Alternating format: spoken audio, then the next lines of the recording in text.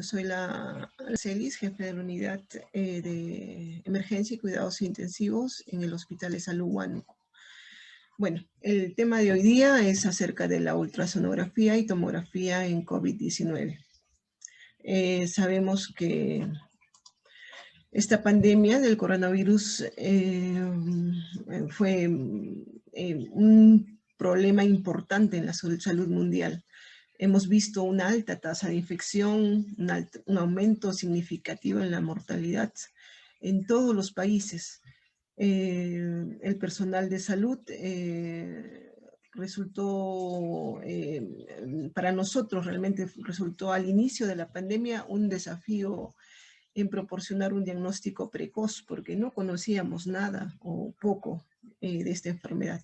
Pero conforme pasó el tiempo, pasó el año, ya tenemos conceptos más definidos, más claros, y obviamente recurrimos a cierto tipo de diagnósticos, de pruebas laboratoriales, de pruebas de imágenes. Por ejemplo, tenemos lo que es la prueba del PCR, ¿no? La reacción de cadena de polimerasa. También contamos con lo que son la tomografía. Obviamente no es accesible en todos los hospitales. También contamos con lo que es el ultrasonido pulmonar, que es muy accesible, es muy barato y no requiere de una amplia infraestructura. Simplemente tenemos que ser unos operadores buenos, ¿no? Cuanto más pacientes examinemos con la ecografía, obviamente nuestros diagnósticos van a ser más certeros y más finos. Entonces, bueno, el día de hoy les voy a hablar acerca de la ultrasonografía, que es un método sencillo. Obviamente requiere bastante práctica del operador. Entonces, ¿qué es lo que hacemos con la ecografía? En la ecografía, como ustedes lo conocen, consiste en la obtención de imágenes y el uso, pues, de ultrasonido, ¿no? Esto es una prueba inocua. No presenta radiación y no requiere, como ya lo mencioné, de una gran infraestructura.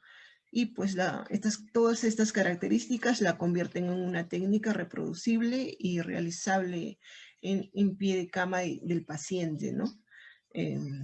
Entonces, para hablar de ultrasonografía, sabemos que esto está en relación a lo que es el fenómeno piezoeléctrico, ¿no? Bueno, y yendo a la parte de ecografía, en una imagen ecográfica, no sé si ustedes habrán evaluado, trabajamos en función a la ecogenicidad, a ecos. De acuerdo a eso, es la característica de cada estructura. Por ejemplo, el hueso y el aire tienen un patrón hiperecogénico, para hacer una pequeña introducción de la ultrasonografía. El músculo tiene un patrón menos hiperecogénico a comparación de la grasa o la sangre o el líquido, que realmente es un tono anecogénico, ¿no? Acá podemos ver una imagen ecográfica.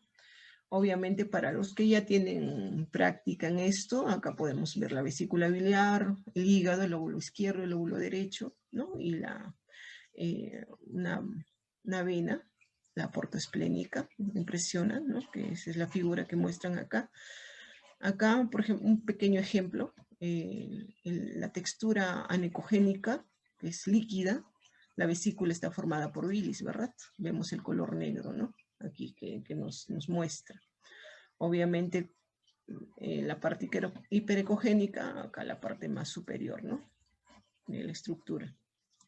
Bueno, en esta oportunidad vamos a hablar de los pulmones. ¿Qué es lo que podemos hacer? ¿Cómo podemos diagnosticar por ecografía los pulmones?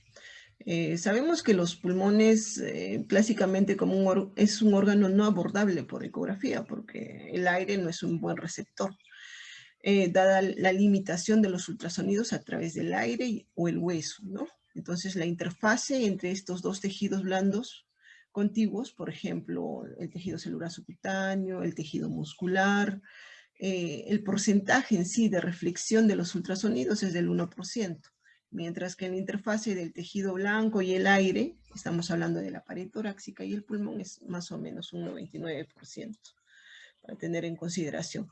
Entonces, ¿qué vamos a ver en la ecografía? En la ecografía vamos a ver, acá vemos esta es una imagen, pero vamos a describirlo. Vemos que un pulmón tiene que ser aireado. Obviamente el aire no se puede visualizar por ecografía, el aire no se ve por ecografía, por lo cual se generan imágenes, artefactos. Y realmente son estas imágenes, artefactos, los cuales nosotros vamos a valorar. Dentro de estas imágenes y artefactos tenemos las líneas horizontales, o la línea horizontal que es hiperecogénica, acá lo podemos ver en esta figura, la línea horizontal, esta de acá, ven el color blanquecino lineal de esta estructura de aquí, que es hiperecogénica. Esto es la línea pleural, es la primera estructura por ecografía que vamos a visualizar, obviamente que no es una estructura anatómica por sí del pulmón, sino es un artefacto, es la primera estructura que se va a visualizar, que es dentro de lo normal, ¿no? La segunda estructura que vamos a visualizar es la línea A. ¿Qué es la línea A? La línea A son estas estructuras lineales, ¿no? Horizontales, ¿no? Acá, que podemos ver en la parte inferior a la línea pleural, todas estas estructuras de aquí que representa el pulmón, es un pulmón sano, esto es una línea A. Y a un modo M, lo vamos a ver de esta manera, ¿no? Esto representa la pared torácica, esta parte superior, y la parte inferior representa lo que es la porción pleural, ¿no? La línea pleural, acá la parte superior, y esto de acá es la parte pulmonar, ¿no? Y en un modo M se observa lo que es el signo de la playa, ¿no? Es un pulmón normal. Aquí vemos, ¿no? O sea, los modos B, modo M, realmente son las funciones del ecógrafo, ¿no? Tú visualizas o captas una imagen en modo B, ¿no?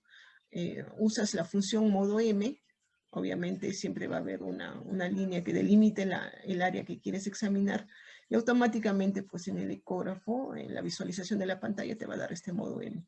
Acá se puede ver lo que es la parte de la pared torácica, y esto es la parte de lo que es la parte pulmonar, ¿no? Este es el signo de la playa, ¿no? Que es un pulmón normal, ¿no? Sin patologías. Acá también podemos ver otras estructuras. Hay que ver bastante, ¿no? No basta con solo ver una imagen, tienes que examinar muchos pacientes para tener un adecuado diagnóstico, ¿no? Cada vez más fino. No es fácil realmente, pero con la práctica sí se puede. Acá podemos ver las costillas, la costilla superior, esta parte de acá que es hiperecogénico, como ya lo mencioné anteriormente, en las escalas de ecogenicidad. Lo blanco es hueso, y acá podemos ver la costilla superior, que es una estructura ósea hiperecogénica. Acá la otra costilla.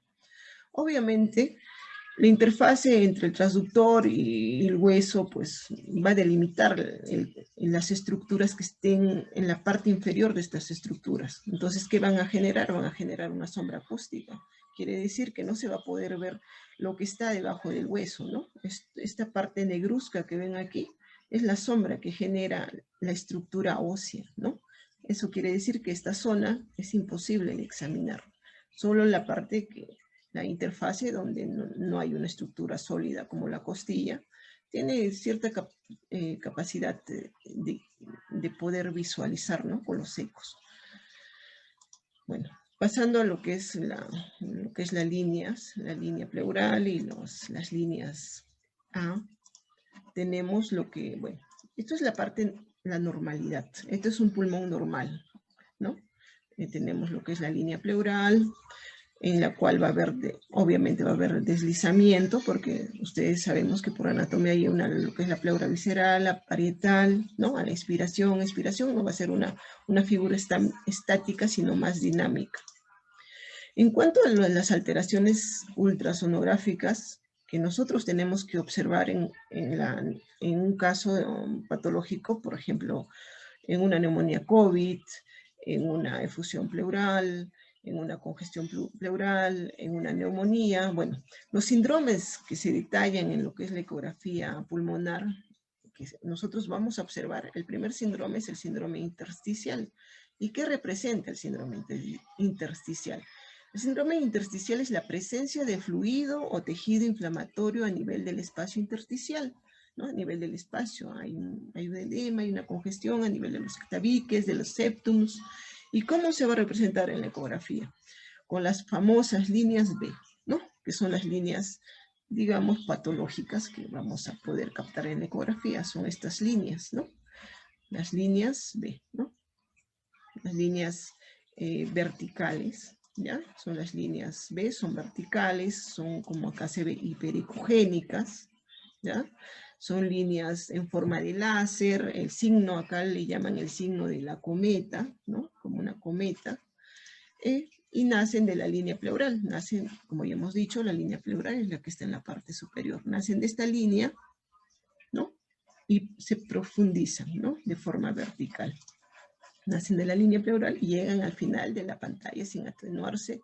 Obviamente se mueven sincrónicamente con el deslizamiento, ¿no? Porque esto es una imagen estática, pero en una imagen dinámica acá hay movimiento, ¿no? En la inspiración y en la expiración. Eso es la línea B, ¿no? Que vamos a ver en un síndrome intersticial. El segundo síndrome que es importante evaluar es el síndrome alveolar. El síndrome alveolar, como sabemos, es la ocupación de los alvéolos pulmonares por exudado, ¿no? Entonces, esto hace que permita el paso del ultrasonido y genere una imagen anatómica del pulmón. O sea, ya genere una imagen real. Entonces, se comporte como un órgano sólido, ¿no? Acá. Eso es lo que llamamos la hepatinización del órgano, ¿no? Acá vemos, pues, un broncograma aéreo, ¿no? Un patrón tisular. Este es un pulmón, ¿no? Que tiene un síndrome alveolar, ¿no? Un síndrome alveolar.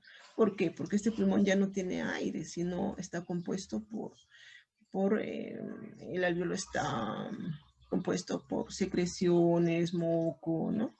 Una serie de productos de la inflamación.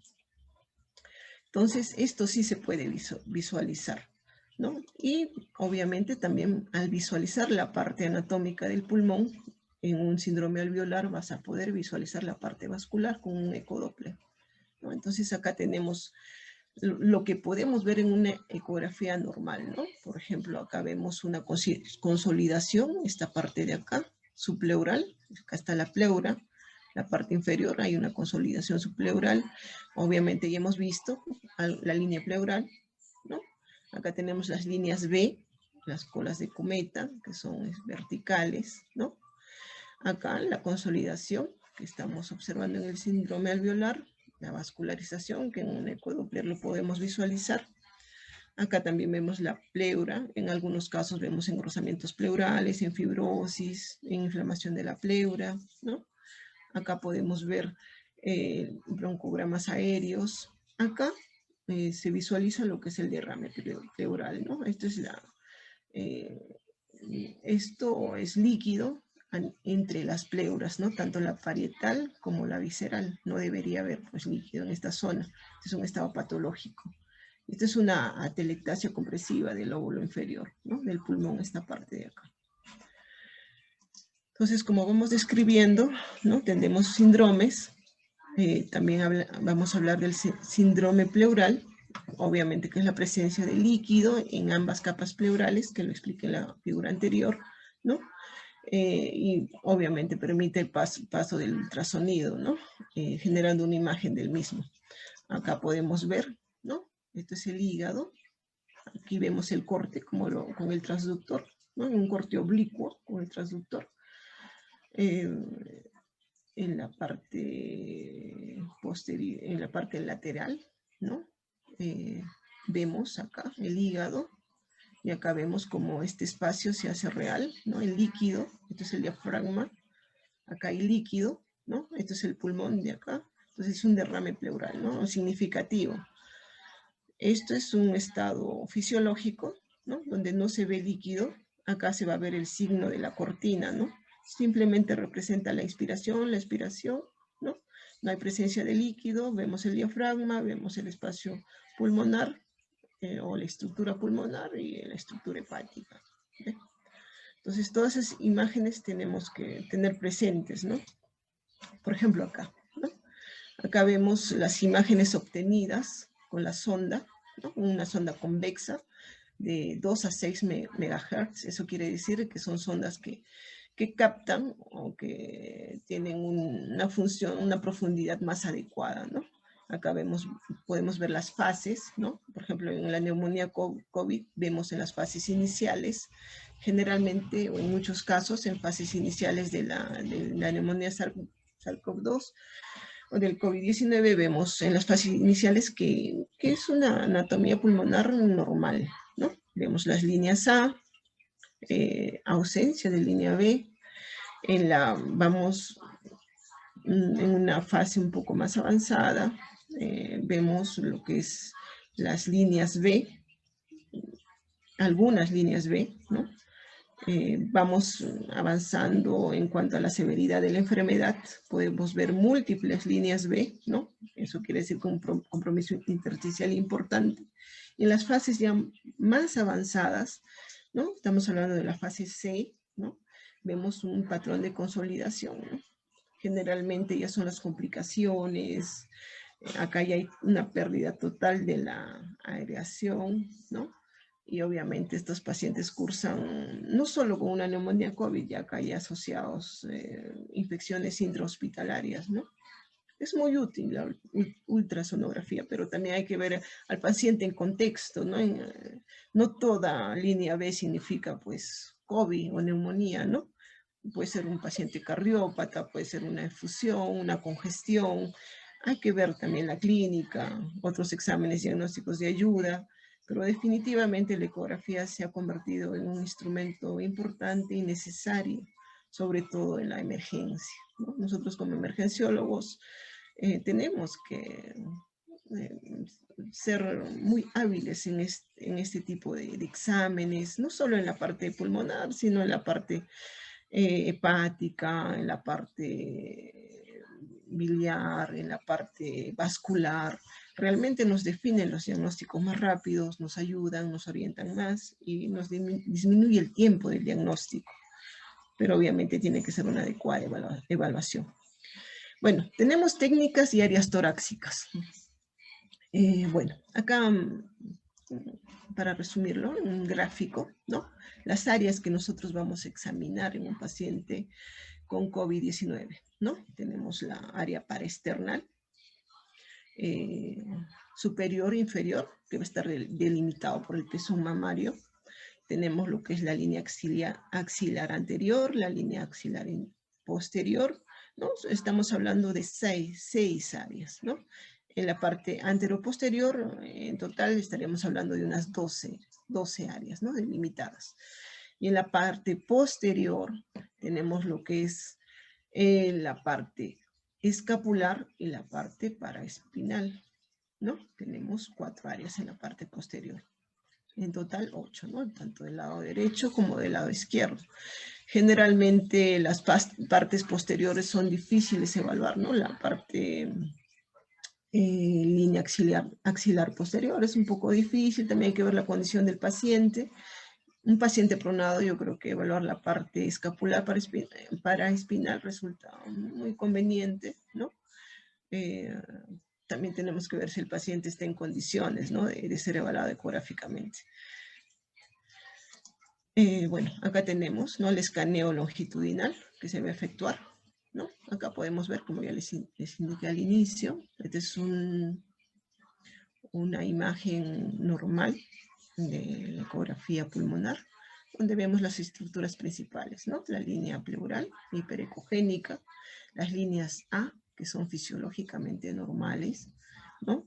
Acá vemos las costillas superiores, inferiores, obviamente la sombra acústica. Acá en un escaneo oblicuo, la parte oblicua, igual vemos la línea pleural y las líneas A. Esta es una imagen normal, es una imagen fisiológica donde no hay alteraciones, ¿no? Bueno, en cuanto a la ecografía pulmonar, los puntos importantes a recalcar se presenta en forma parcheada, la distribución es heterogénea, ustedes ya habrán visto, he comprobado también haciendo una visualización con la tomografía, no son heterogéneas en distintas áreas torácicas, los espacios intercostales están severamente afectados, intercalados con otros conservados, o sea, no es algo homogéneo, no es bilateral, no es ordenado. La afectación intersticial es importante, ¿no? Entonces se traduce, como ya hemos visto, en líneas B, ¿no? Y pueden ser de pocas a muchas, ¿no? Tanto así que se llega a denominarse una imagen en pulmón blanco, y hemos visto las consolidaciones subpleurales, ¿no? La afectación alveolar, la hepatinización, ¿no? Los derrames pleurales, bueno, todas estas afectaciones que vamos a ver en la neumonía sarcopos. Y de acuerdo a las lesiones también es la severidad, ¿no? En una etapa inicial a veces no se ve cambios ecográficos, en una etapa un poquito más avanzada se va a ver pues las líneas B focales, posteriormente va a pasar a unas líneas, a la presencia de líneas B que ya son bilaterales, que son difusas, con condensaciones asociadas. Conforme va avanzando la enfermedad vamos a encontrar pues líneas B bilaterales, difusas, más consolidaciones extensas, y en la parte ya pues final, casi terminal, ¿no? Del proceso, vamos a encontrar condensaciones más extensas, múltiples, como se puede ver acá en esta imagen, ¿no? De manera más gráfica, más resumida, ¿no? Acá en comparación la ultrasonografía con la tomografía, vemos algo normal, no hay afectación, ¿no? Y si vemos, de repente vemos por ahí una línea B, ¿no? Patrón, vamos a ver, va a estar ausente en la fase inicial, ¿no? Vamos a ver lo que es el patrón A, líneas normales, horizontales, un deslizamiento normal, una línea pleural normal, fina, regular, sin irregularidades, sin consolidaciones. Conforme el paciente va deteriorando, vamos a ver la presencia de líneas B, que al inicio van a ser algunas, ¿no? Líneas B, posteriormente van a ser múltiples, ¿no? Vamos a ver la línea pleural ya más irregular, con presencia de condensación, ¿no? Subpleural, en comparación comparando con la tomografía, vamos a ver este tipo de lesión, ¿no? En vidrio esmerilado, ¿no? Que va a estar en acorde con la ecografía o la ultrasonografía. En estadios ya más críticos, vamos a ver pues un pulmón blanco, grandes consolidaciones, ¿no? Una hepatinización prácticamente. Hepatinización se dice porque pues es un pulmón que ya no está aireado, sino va a tener la misma ecoestructura o una similar ecoestructura al parénquima hepático, ¿no? Entonces eso es lo que se determina como una hepatinización, una consolidación. Y obviamente a veces vamos a ver pequeños derrames pleurales, ¿no? Pero que son raros, excepto puede ser una mixtura de pacientes, ¿no? Puede ser una paciente con falla cardíaca, una cardiópata que le dio neumonía, que podría presentar su derrame de fusión pleural. Por eso va a ser en cuestión del contexto del paciente. Como digo, todo esto es una ayuda al diagnóstico, no es el diagnóstico, nos va a ayudar, sí, pero no va a determinar el diagnóstico en sí. Bueno, y acá tenemos pues lo que vamos a encontrar de acuerdo a la patología: un paciente normal, un paciente cardiogénico, un paciente con neumonía, poca asma, con fibrosis, todas las lesiones presentes. Como ya lo hemos dicho, vamos a encontrar en una neumonía por COVID, líneas B, línea pleural que esté engrosada, ¿no?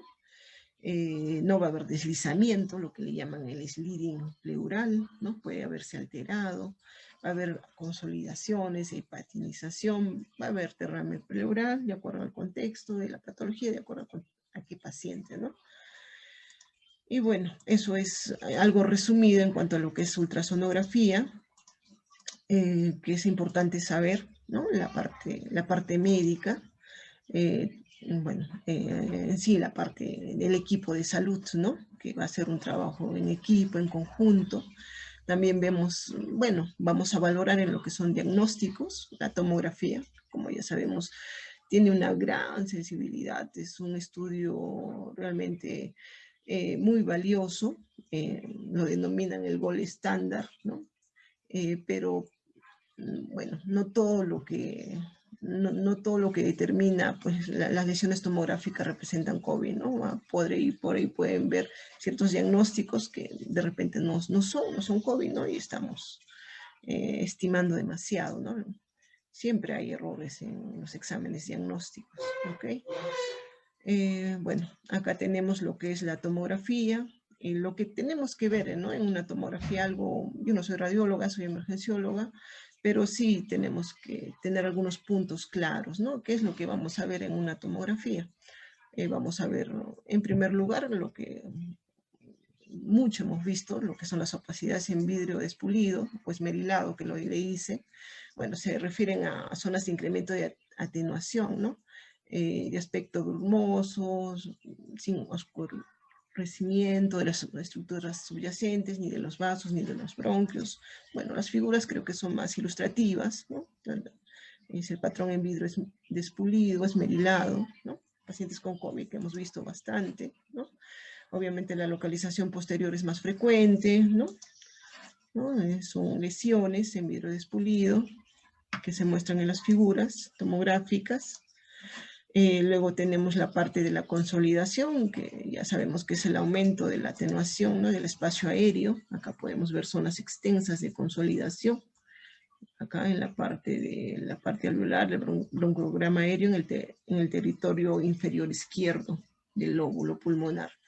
Igual en esta parte de acá podemos ver áreas de consolidación. También vemos lo que es el patrón empedrado, ¿no? El crazy paving. Se distingue por la combinación de un leve engrosamiento de los septos interlobulares. Acá está el engrosamiento de los septos, ¿no? Vemos ese patrón. Acá también, patrón empedrado, esta zona de acá, ¿no? Que muestra como si fuese un empedrado. Vidrio despulido, sí, hay una asociación de varias imágenes, ¿no? Y bueno, las fases evolutivas, que sí, eso tenemos que tener en cuenta, ¿no? Ante un paciente, ¿no? Para ver cómo va a ser, ¿no? El actuar, ¿no?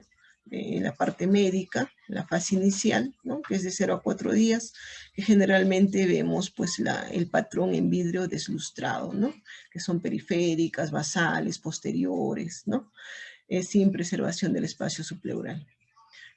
Cuando hablamos de la fase progresiva, estamos hablando de 5 a 8 días, ¿no? Que ya son opacidades en vidrio deslustrado, también que ya no son, que son bilaterales, multifocales, multilobares, con márgenes mal delimitados, ¿no? Hay engrosamiento de los septos, ¿no? Interlobulares, pulmonares, puede haber derrame pleural bilateral, ¿no? Bueno, si está asociado a un paciente, como ya les dije, con insuficiencia cardíaca. Y la fase en pico, ¿no? Donde ya vemos la parte de la consolidación pulmonar, ¿no? Un paciente que ya tiene un estadio severo. Y la descripción de la tomografía en la literatura mundial, bueno, determina que pues el 86% se puede visualizar lo que es vidrio esmerilado, en un 29% la consolidación, un 19% el patrón en empedrado, un 14% las opacidades lineales, ¿no? También se puede ver la distribución bilateral en un 76%, también se observa la distribución periférica en un 33%, ¿no? Entonces, tenemos que también valorar las imágenes y de acuerdo a eso, la evaluación del paciente y el tratamiento oportuno, ¿no? Y obviamente para la recuperación adecuada del paciente, ¿no? Nuestra experiencia personal en el Hospital de Salud Huánuco, conforme avanzó el tiempo, conforme hemos ido conociendo más de esta enfermedad, puedo decir que, bueno, gracias a Dios estamos manejando mejor los casos, estamos siendo oportunos con ellos, utilizamos sistemas de alto flujo, utilizamos medidas invasivas como la ventilación mecánica. Antes nuestra mortalidad era aproximadamente un 80% al inicio de la pandemia.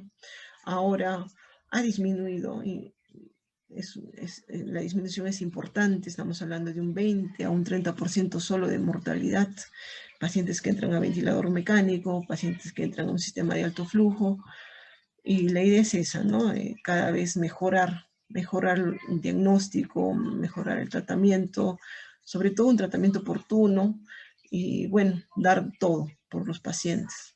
Eso, como dicen, ¿no? La pandemia siempre nos tiene que enseñar algo y nos tiene que enseñar a hacer cada vez cosas positivas, tanto para nuestros pacientes como para nosotros mismos. Tenemos que crecer como personas. Y quiero agradecer su participación y bueno, gracias. Si